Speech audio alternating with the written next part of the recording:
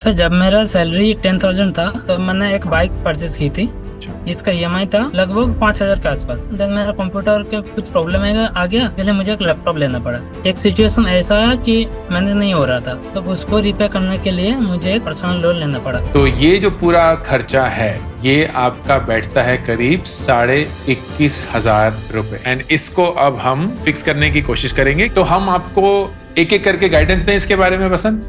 जी sir. एक शर्त पे दूंगा, आपको एक प्रॉमिस करना पड़ेगा और वो वादा ये होगा। इस हफ्ते के मनी मैटर्स पे हमारे साथ हैं बसंत, बंगाल से, खड़गपुर के पास। बसंत कहाँ एग्जैक्टली हैं आप? सर मैं जो खड़गपुर के पास एक गाँव में हूँ। अच्छा। खड़गपुर भी मेरा घर से लगभग 40 किलोमीटर होगा। अच्छा, एंड आप वहीं पले बड़े? जी सर। अच्छा, एंड आप अभी क्या करते हैं, थोड़ा बहुत अपने बारे में बताएंगे बसंत? अभी मैं एक मुंबई बेस्ड आईटी कंपनी में जॉब करता हूँ। अच्छा। I am working from home. अच्छा, ओके। एंड कितने सालों से काम कर रहे हैं आप बसंत? 3 साल हो गया मेरा। ओके, एंड तीनों साल वर्किंग फ्रॉम होम ही था? जी सर। बढ़िया। तो जब आपने मनी मैटर्स का ये फॉर्म भरा बसंत, तो किसी कारणवश भरा होगा। आप बता सकते हैं कि क्या है जो आप इस कॉल से चाहते हैं, कहाँ मदद चाहते हैं, या कोई ऐसी चीज जो आप हमारे साथ शेयर करना चाहते हैं? ओके सर, मेरा जो मेन मोटिव था कि मैं बहुत सालों से, लगभग 2 सालों से क्रेडिट कार्ड यूज कर रहा हूँ। अच्छा। मैं सर जो मेरा स्टोरी है वो पहले से बताना चाहता हूँ। हाँ हाँ, प्लीज प्लीज खुल के बताइए, जितना बताना चाहें बता सकते ओके सर, जब मेरा सैलरी 10,000 था लगभग 2 साल पहले, हैं। तो मैंने एक बाइक परचेज की थी अच्छा। जिसका ईएमआई था लगभग 5,000 के आसपास। ठीक है। देन मैं कंप्यूटर पे काम करता था। देन मेरा कंप्यूटर के कुछ प्रॉब्लम आ गया, इसलिए मुझे एक लैपटॉप लेना पड़ा, क्योंकि मेरा काम ही लैपटॉप या तो कंप्यूटर चाहिए। बिल्कुल। देन उसका मैंने ईएमआई किया, उसका ईएमआई था लगभग 3,000 पर मंथ। ठीक है। तो 10,000 से 8,000 हो गया। बाकी जो 2,000 है उसमें नहीं मैनेज हो पा रहा था, तो मैंने क्रेडिट कार्ड से यूज करना स्टार्ट किया। तो एक सिचुएशन ऐसा है कि मैंने नहीं हो रहा था, तो उसको रिपेयर करने के लिए मुझे एक पर्सनल लोन लेना पड़ा 45,000 का। अच्छा। देन रिपेयर कर दिया। बाकी मुझे लगा था कि अभी तो रिपेयर कर दिया, सब कुछ सही हो जाएगा। देन 1 साल के बाद सेम सिचुएशन रिपीट हुआ। उसके बाद मुझे और पर्सनल लोन लेना पड़ा 35,000 का। बट अभी भी वो मैं बैलेंस नहीं मैनेज कर पा रहा हूँ अभी भी। अच्छा, समझ गया। तो आप बेसिकली कर्ज में फंसे हुए हैं, एंड वो क्रेडिट कार्ड का और पर्सनल लोन का मिश्रण है। एंड फिर मुझे ऐसा लग रहा है कि आप इसमें से निकलना चाहते हैं, तभी आपने ये जी फॉर्म सर। भरा। ठीक जी है। सर। ठीक है, तो हम पूरी कोशिश करेंगे कि हम आपकी इसमें मदद कर पाए बसंत। एंड दो चीजें बोलना चाहूंगा इससे पहले। पहली चीज कि मैं एक फाइनेंशियल एडवाइजर नहीं हूं, तो ना ही मैं ये पेशे के तौर पे करता हूं, ना ही मैं क्वालिफाइड हूं, ना ही मुझे परमिशन मिली है करने की। तो जो भी मैं बोलूंगा वो सिर्फ अपने अनुभव के हिसाब से बोलूंगा। एंड जो भी मैं आपको राय दूं उसको प्लीज प्लीज किसी एक्सपर्ट से अच्छे से समझकर तभी उस पर काम करिएगा। ये मत समझिएगा कि क्योंकि अंकुर वारिक ने बोल दिया है तो वो सही होगा, क्योंकि मैंने भी बहुत गलतियां करी हैं और कर भी सकता हूं। ठीक है? जी सर। बढ़िया। दूसरा मैं आपसे ये पूछना चाहता था कि आप ओके हैं कि आपका नाम और आपका चेहरा हम इस वीडियो में यूज करें? जैसे नाम यूज कर सकते हैं, कि मैं चाहता हूँ अच्छा, कि मेरा चेहरा ना यूज किया जाए। ठीक है, कोई बात नहीं। तो हम इसको पूरे अच्छे से रिस्पेक्ट करते हैं, एंड हम आपका नाम यूज करेंगे तो मैं आपको बसंत ही बुलाऊंगा, लेकिन आपका चेहरा हम यूज नहीं करेंगे, and that is absolutely fine. ठीक है।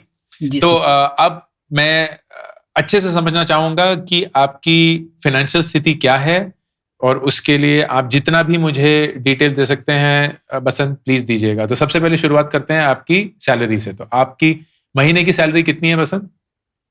सर मेरा 8,700 800 आता है। ओके, तो 8,700 आपका इनकम आता है। एंड जी। इसमें कोई भी डिडक्शन वगैरह होता है कि यही है जो आपकी सैलरी है? सर टोटल है मेरा 19,000, बट उसमें कुछ महीने 300 डिडक्ट होता है एज ए प्रोफेशनल टैक्स, और कुछ महीने 200 होता है।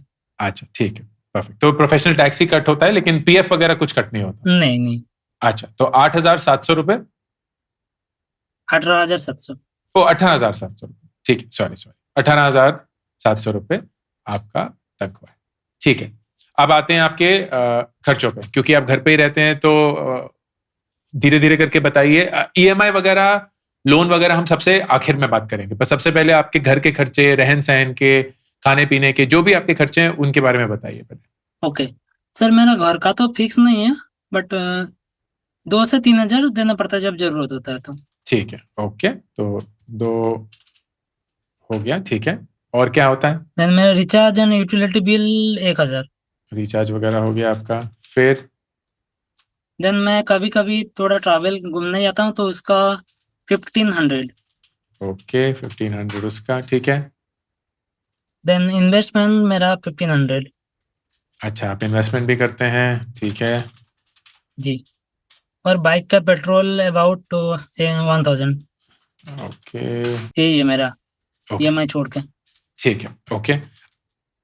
अब मुझे अपने ईएमआई के बारे में बताइए। ओके, जो फर्स्ट पर्सनल लोन है हम्म, उसका ईएमआई है 2,657 पर मंथ। 2,657, ठीक है। मुझे ये बताइए, ये पर्सनल लोन कितने अमाउंट का है और कितनी ईएमआई बच गई है? इसका टोटल अमाउंट था 45,000। ओके अभी 12 ईएमआई बचा है। ओके, 12 ईएमआई लेफ्ट, ठीक है, ओके। दूसरा बताइए। दूसरा पर्सनल लोन है 2,271।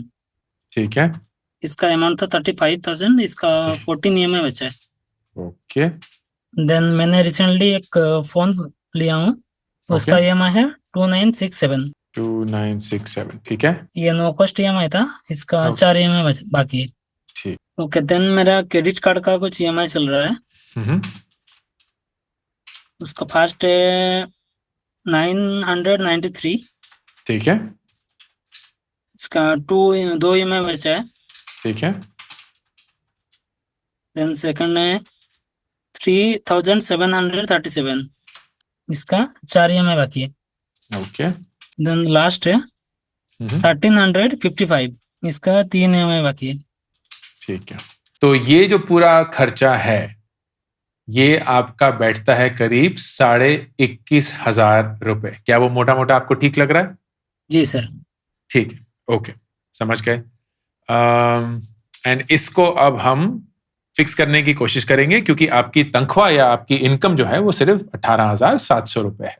तो शॉर्टफॉल है, एंड उस शॉर्टफॉल को हम पूरा करेंगे, एंड फिर ऑफ कोर्स इस ईएमआई को खत्म करके फिर आगे भी बढ़ेंगे। ठीक है।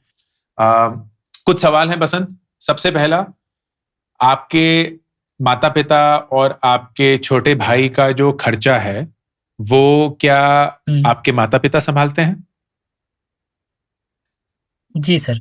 ठीक है। एंड मुझे क्या, जब जरूरत पड़ता है तब मुझे देना पड़ता है।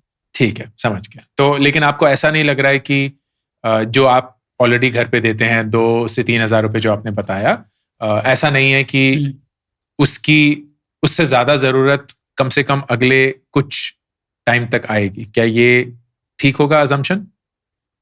हाँ, ठीक है, ठीक होगा ठीक सर। है, ओके। दूसरा, मुझे ये बताइए कि क्या आपके माँ पापा, आपका, आपके भाई का हेल्थ इंश्योरेंस है? नहीं सर, हेल्थ इंश्योरेंस किसी का नहीं है अभी। ठीक है, सो नो हेल्थ इंश्योरेंस, ठीक है। लाइफ इंश्योरेंस है? नहीं सर, वो भी नहीं है। ठीक है। आपके बैंक में अभी कितने पैसे होंगे वसंत? सर बैंक में रहता नहीं है, जो भी आता है तो चला जाता है। चला जाता है, ठीक है, ओके। तो मान के चलते हैं कि बैंक में अभी कुछ नहीं है, ठीक है। जो आप इन्वेस्टमेंट कर रहे हैं बसंत, 1,500 रुपए महीने की, वो आप कहाँ करते हैं, ये बताएंगे? मैं म्यूचुअल फंड में करता हूँ। ठीक है, ओके। उसमें कितना जमा है ये बताएंगे? कुछ आइडिया है कि म्यूचुअल फंड में अभी तक कितना जमा हो चुका है? अभी 6,000 के आसपास होगा। ठीक है, तो हम आपको एक एक करके गाइडेंस दें इसके बारे में बसंत? जी सर। ओके। गाइडेंस मैं आपको एक शर्त पे दूंगा। वो शर्त ये होगी कि जब मैं आपको बता दूंगा कि मेरे हिसाब से कैसे आप इससे जूझ सकते हैं, उसके बाद आपको एक प्रॉमिस करना पड़ेगा। एंड ये प्रॉमिस आप मुझे नहीं करेंगे, जी खुद सर। के साथ करेंगे। वो प्रॉमिस जी क्या सर, होगा वो मैं ऑब्वियसली। आपको अंत में बताऊंगा।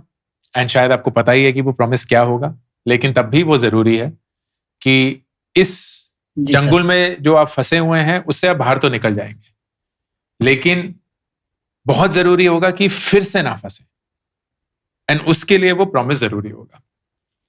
सबसे पहले, इन्वेस्टमेंट कर्ज चुकाने से पहले नहीं करनी चाहिए, क्योंकि उसका कोई फायदा ही नहीं।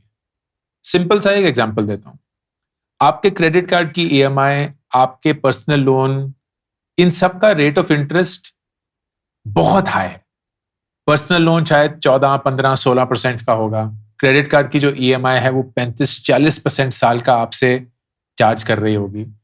आप चाहे जितना भी अच्छा इन्वेस्टमेंट कर लें, म्यूचुअल फंड में, कहीं भी और, आप ऑन एन एवरेज 12, 15, 16, शायद मुश्किल से 18-20% कमा पाएंगे।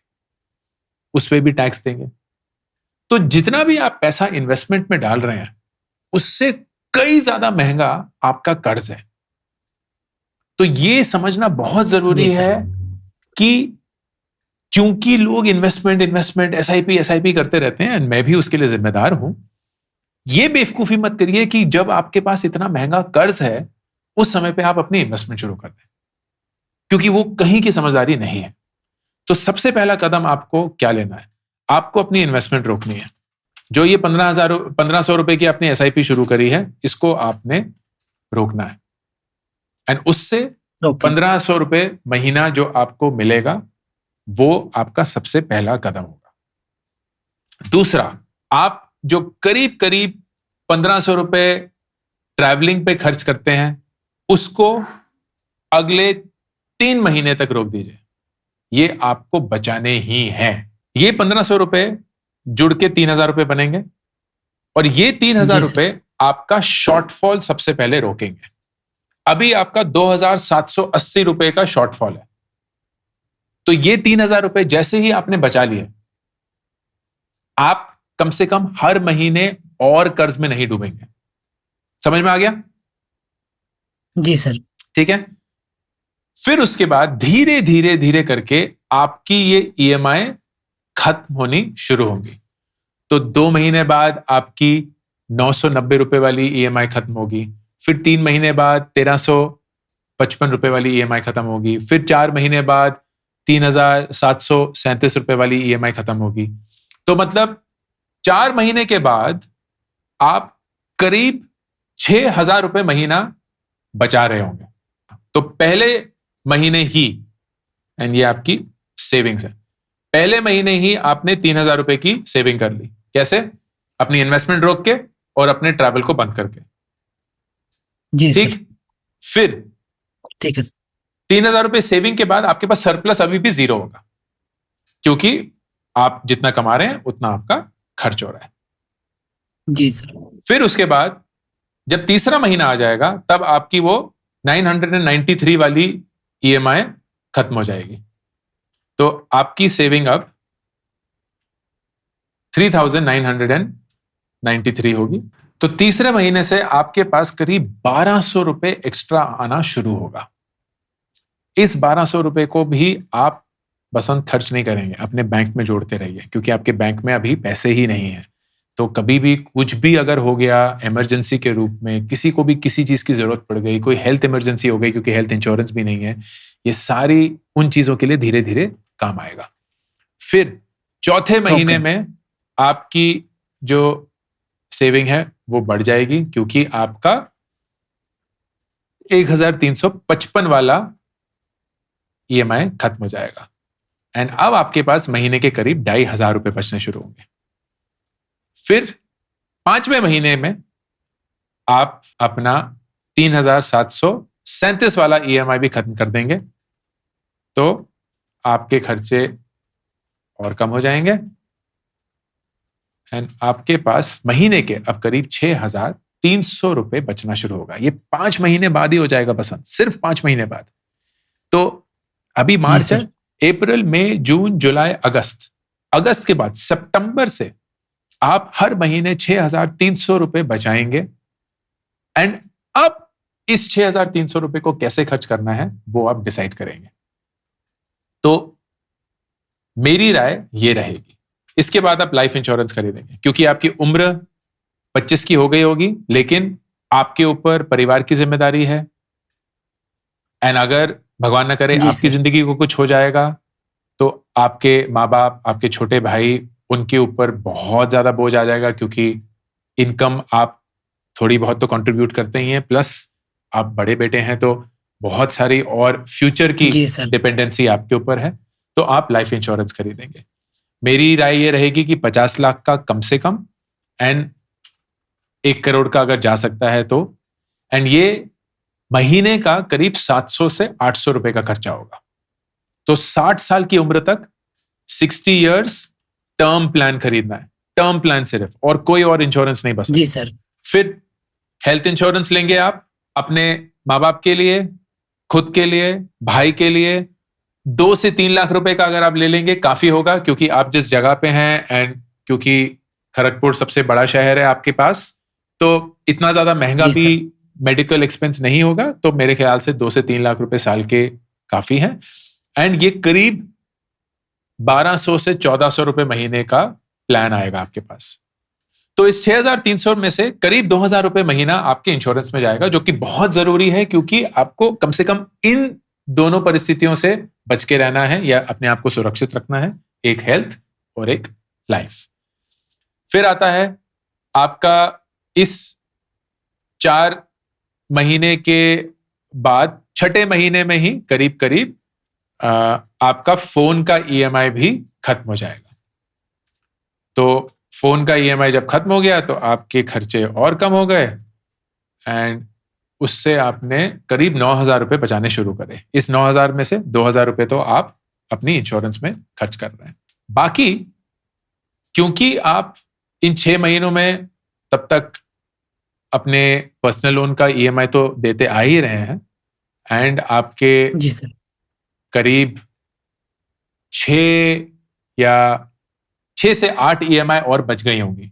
मेरी राय ये रहेगी कि आप इन दोनों लोन को भी जल्दी से जल्दी पे ऑफ करें, अभी अपनी इन्वेस्टमेंट ना करें। तो जो ये 9,000 रुपए हैं, ओके सर। इसमें से 2,000 रुपए तो आपके गए इंश्योरेंस में। बाकी की जो 7,000 रुपए बचे, उसमें से आप 2,000 रुपए जो हैं वो अपने बैंक में रखिए, ताकि कुछ तो जमा पूंजी बनते रहे और कहीं किसी भी इमरजेंसी के लिए पैसे हों। एंड जो बाकी के 5,000 रुपए हैं, 2,500 रुपए आप इन दोनों पर्सनल लोन में एक्स्ट्रा ईएमआई देनी शुरू करिए, ताकि जो 6 ईएमआई बच गई होंगी उनको हम 3 ही के अंदर खत्म कर देंगे। तो ये जरूरी होगा कि आप उनसे ये बात करें, उनको बोलें कि मैं ये पूरा नहीं देना चाहता और मैं पहले ही इसको क्लोज करना चाहता हूं। अगर वो नहीं मानेंगे वो अलग बात है, बट मेरी राय ये रहेगी कि of the 9K savings, 2K आपका इंश्योरेंस में चला गया, 2K आप अपनी इमरजेंसी की तरफ रखिए, एंड बाकी 5K को 2.5K each towards personal loan. And उस जी सर। पॉइंट पे आप वो वादा करेंगे जिस वादे की मैंने पहले बात करी थी, और वो वादा ये होगा, आप अपने कान पकड़ेंगे, आईने के सामने खड़े होंगे जी सर। और बोलेंगे कि आज के बाद मैं कभी भी कोई भी क्रेडिट कार्ड नहीं यूज करूंगा, आज के बाद मैं कभी भी कोई भी पर्सनल लोन नहीं लूंगा, मैं कभी भी कोई भी कर्ज घर के अलावा और पढ़ाई के अलावा नहीं लूंगा। जी ये सर। वादा आपको खुद के साथ करना पड़ेगा वसंत, क्योंकि अगर आप नहीं करेंगे ये वादा, तो आज तो मैंने आपको एक दिशा दिखा दी एंड शायद ये आपके लिए काम कर भी जाएगी, लेकिन फिर से जी आप सर। इसी में अपने आप को पाएंगे एंड फिर से आप इसमें फंस जाएंगे। ओके सर, मेरा जो गोल है उसके बारे में थोड़ा मैं बोलना चाहता हूँ हाँ जी, कि बताइए। मेरा प्लान ये है कि 26 का फरवरी या मार्च में मेरा खुद का घर का काम स्टार्ट करना है। ओके, उसके लिए मुझे मेरा भी थोड़ा कंट्रीब्यूट रहेगा और फैमिली का भी रहेगा। ठीक है। एंड तो मैं ऐसे एज्यूम कर रहा हूँ कि कितना खर्चा लगेगा उसमें बताइए मुझे थोड़ा। सर टोटल तो 7-8 लाख रुपया लगेगा, पर ठीक है, मेरा प्लान ये है कि इनिशियल हम स्टार्ट करें और उसको धीरे धीरे करता रहूंगा। ठीक है, बहुत बढ़िया, बहुत बढ़िया।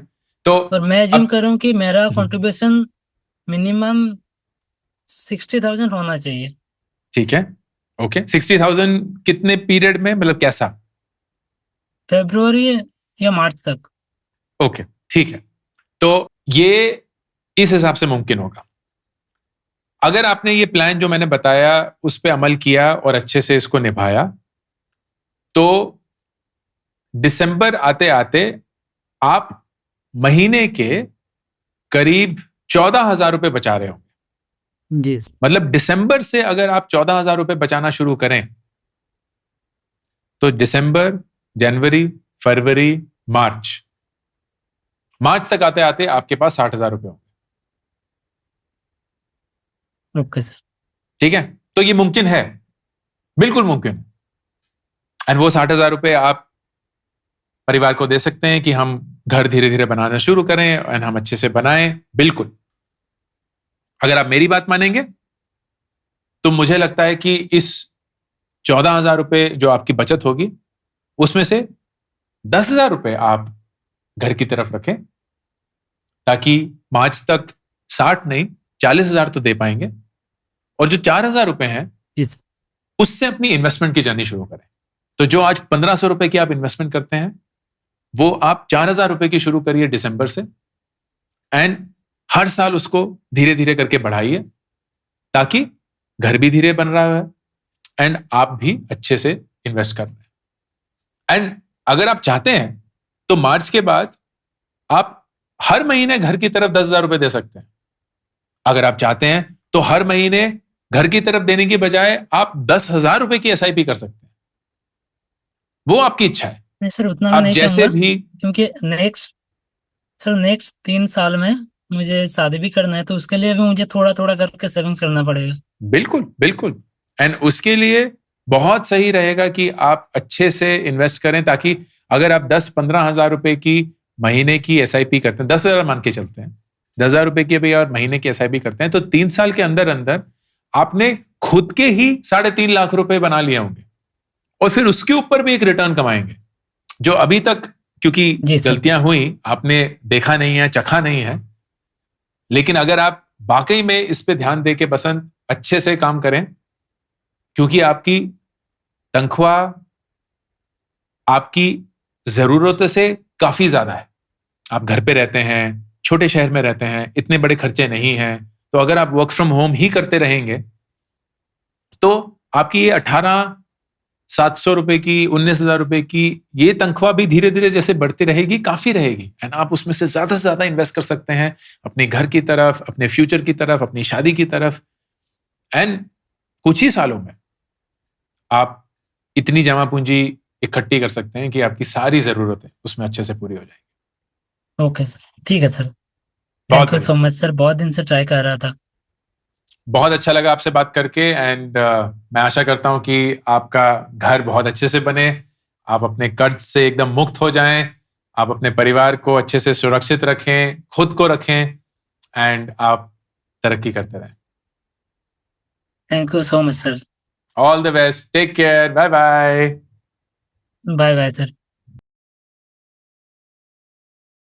करियर को लेके मेरी चौथी किताब एक बहुत ही सिंपल, बहुत ही रिलेटेबल, बहुत ही प्रैक्टिकल जरिए से लिखी गई है।